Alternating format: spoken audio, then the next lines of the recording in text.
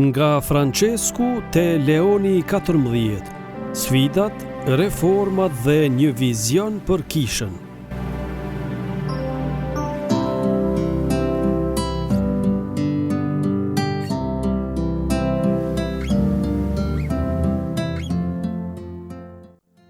Nga momenti kur Papa Francesku mori drejtimin e kishës në vitin 2013 e deri te kalimi i stafetës në dorën e Papës Leoni i 14, Kisha Katolike ka përjetuar një dekadë të thellë reformash, sfidash dhe shpresash të reja. Ky udhtim i besimit dhe i përgjegjësisë shpirtërore ndërmjet dy papëve shënon jo vetëm një ndryshim në emër, por një vazhdimsi në frymë, përvojtëri, guxim, vizion.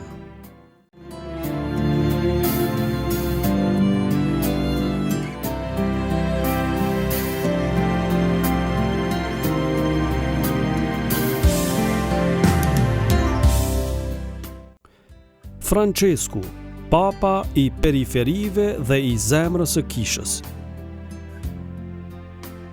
Papa Francesku u bë zëri i atyre që nuk kishin zë, fytyra e mëshirës për të lënët më një anë dhe ndihma për ata në nevojë.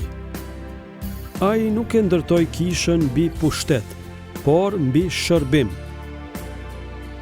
Reformat e tij në Kurinë Romake, lufta e palëkundur kundër abuzimeve dhe transparenca financiare nuk ishin vetëm vendime administrative, por shenja të një kthimi rrënjësor në ungjillin e së vërtetës dhe të drejtësisë.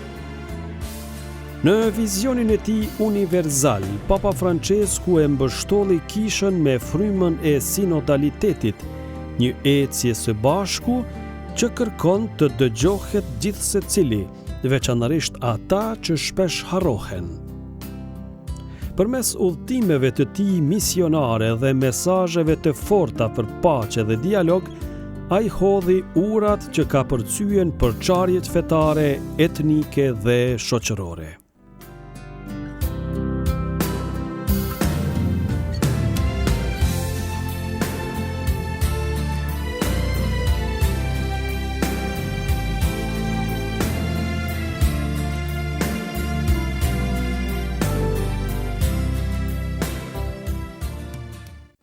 Leoni i 14, një papë për kohët e reja. Zgjedhja e papës Leoni 14 nuk ishte një kthesë e papritur, por një vazhdimsi me një thellim të mëtejshëm. Emri që ai zgjodhi, Leoni, një përkujtues për kurajën dhe urtinë e papëve që përballuan sfidat e kohës industriale, është një sinjal i qartë se edhe epoka digjitale kërkon një udhëheqës të guximshëm dhe të kthjellët. Përballë borxheve të kishës, polarizimeve brenda komunitetit të besimtarëve, sfidave etike të teknologjisë së re dhe krizës së punës, Papa Leoni XIV e nis papatin e tij me një fjalë të fuqishme: Paqja qoftë me ju. Paqe që buron nga Zoti dhe që ndërtohet përmes së vërtetës, drejtësisë dhe përkushtimit të përvojt.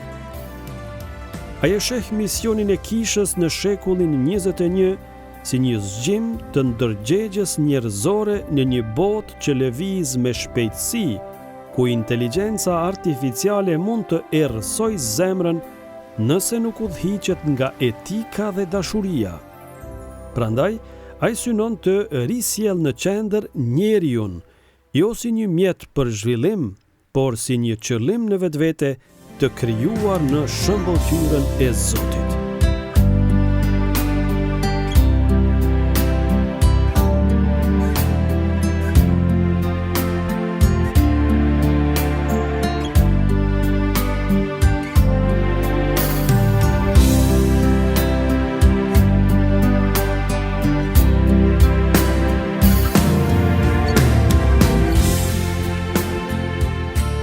Një kish në ecje ndërmjet realitetit dhe shpresës. Nga Francesku te Leoni XIV shohim një kishë që nuk i shmanget dhimbjes dhe pasigurisë së kohës, por përpiqet të jap përgjigje të mbështetura në Ungjil, në traditë dhe në dashurinë për çdo njeri. Reformat janë të nevojshme, por ato duhet të mbeten gjithmonë të lidhura me rrënjët e fesë, përndryshe rrezikojnë të bëhen forma pa shpirt.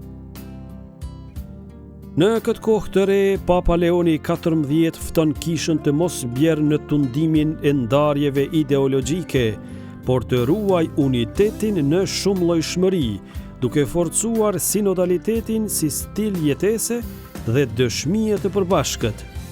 Ai nuk dëshiron një kishë që të sundoj, por një kishë që të shërbej.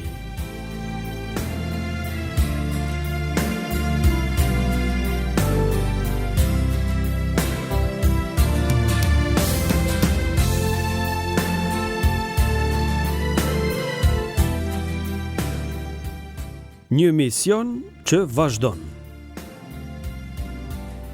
Sfida e madhe e kohës sonë është të ndërtojmë ura, jo mure, të ndajmë shpresë, jo frikë. Dhe për këtë, Papa Francesku hodhi themelet. Papa Leoni XIV është thirrur të ndërtojë mëtej. Le të lutemi që kjo kishë e pasur në dhurata, por e përvojt në shërbim, të mbetet gjithmonë dritë për botën. Të lutemi së bashku për Papën Leonin e XIV, që i shërben kishës me zemër të përvojt dhe shpirt të hapur ndaj kohëve të reja. Le të mbështesim me lutje të gjithë ata që bartin përgjegjësi në kishë, në mënyrë që të jenë gjithmonë shërbëtor të së vërtetës, të unitetit dhe të shpresës. Eja o shpirt shenjtë dhe udhhiqë kishën tënde në këtë etapë të re të historisë. Amen.